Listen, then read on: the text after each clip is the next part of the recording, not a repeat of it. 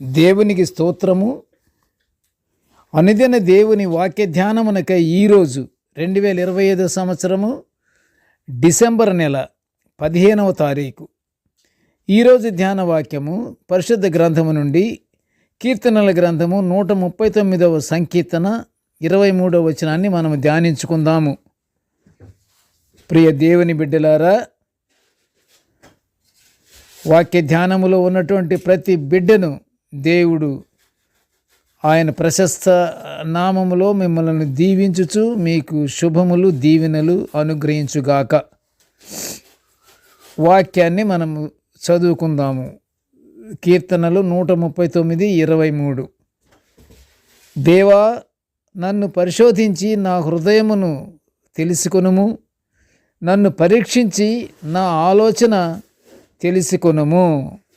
ప్రియ దేవుని బిడ్డలారా, నేటి ధ్యాన వాక్యము కీర్తనకారుడు తన హృదయాన్ని పరిశోధించి ఆయన ఆలోచనలను తెలుసుకొనమని దేవుని ప్రార్థించే అంశాన్ని మనము ధ్యానించుకుంటున్నాము.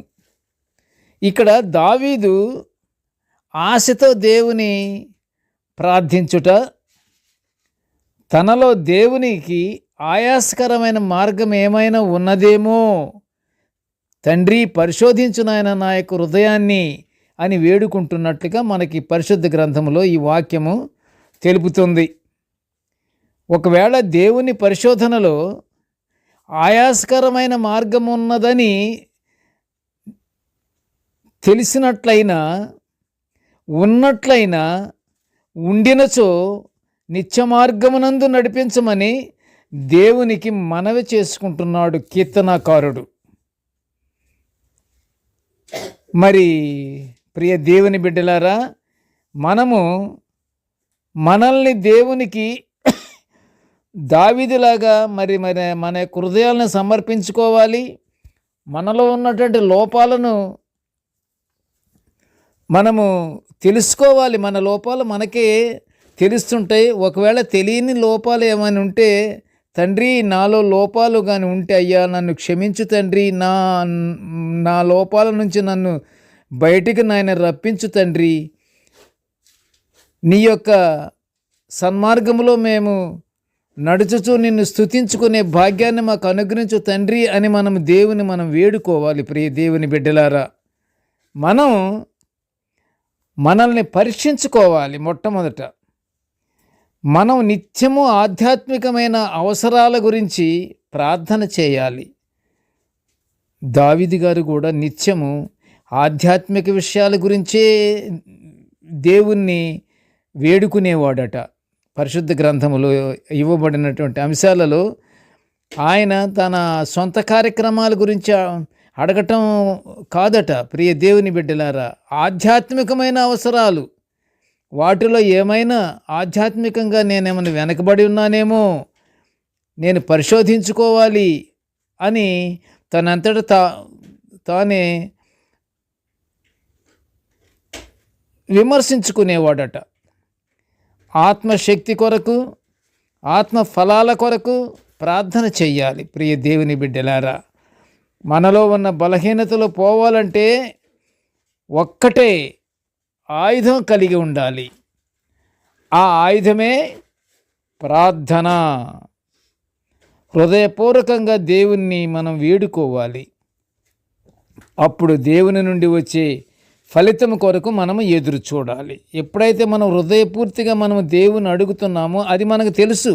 మనం హృదయపూర్వకంగా అడుగుతున్నామా, ఎలా అడుగుతున్నామని. హృదయపూర్వకంగా కానీ అడిగితే మాత్రం మనకు కావాల్సిన ఫలితం కొరకు తప్పకుండా ఎదురు చూడాలి.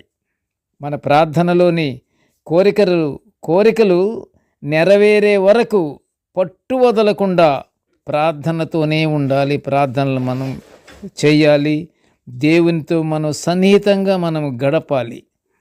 ప్రార్థన నిమిత్తం మనకు ఎదురయ్యే ఆటంకాలు మంచి విడుదలగటకు సర్వాంగ కవచాన్ని మనము ధరించాలి. సర్వాంగ కవచాన్ని మనం ధరించి నిత్యము ప్రార్థన యందే మనం గడపాలి. ప్రియ దేవుని బిడ్డలారా, సర్వాంగ కవచము అపవాదిని ఎదిరించి మనకు నిత్య జీవపు మార్గాన్ని మనకి అనుగ్రహించబడుతుంది. దేవుని కనికరముతో మనకి ఆ అర్హత కూడా మనకి కలుగు చేస్తుంది. ప్రియ దేవుని బిడ్డలారా, అయితే మనము మామూలు ప్రార్థనల నుంచి ఆత్మీయ పోరాటాల ప్రార్థనలోకి ఎదగాలి. ప్రార్థన అనేది చేసేము కాదు. ప్రార్థన అంటే ఈ టైంకి మనం ముగిస్తున్నామంటే ముగించటం కాదు. అది మనం ఏమి చేయాలి? ఆత్మీయ పోరాటాల ప్రార్థనలోకి మనము ఎదగాలి. ప్రార్థనలో బలం పొందుకునేటట్లు మనం ప్రార్థన చేయాలి. మనలో ఉన్న ఆలోచనలు మన దేవునికే తెలుసు. జాగ్రత్త సుమా, మనం ఏమనుకుంటున్నా, ఎలా ప్రార్థన చేసినా, ఏ విధంగా మనసు ఎటువైపు ఉందో అది దేవునికి తెలుస్తుంది. ప్రియ దేవుని బిడ్డలారా, అందుకని ప్రార్థన ద్వారానే అన్నీ మనము జయించగలుగుతాము. కాబట్టి నిత్యము మనం దేవునికి ప్రార్థన మనం చేస్తూ ఆయన కృపను పొందుకుంటూ మనం పరలోక ఆశీర్వాదాలు పొందుకుందాము. ప్రార్థన చేసుకుందాము. కృపగల తండ్రి, జీవముగల నాయనా, నీకు స్తోత్రములు తండ్రి. నిత్యము తండ్రి నీ యొక్క నాయన దివ్యమైన వాక్యాలను మేము ధ్యానించుకునే గొప్ప భాగ్యాన్ని మాకు అనుగ్రహించినందుకు నీకు ఘనమైన స్తోత్రములు నాయన. ఇదిగో తండ్రి, నేటి ధ్యాన వాక్యాన్ని వినుచున్న ప్రతి బిడ్డను ఆశీర్వదించయ్యా.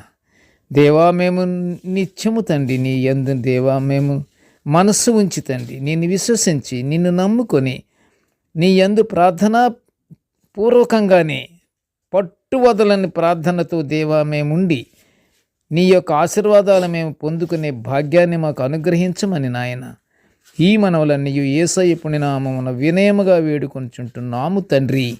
ఆమెన్. దేవుడు మనల్ని అందరినీ బహుగా దీవించుగాక. Amen, amen, amen.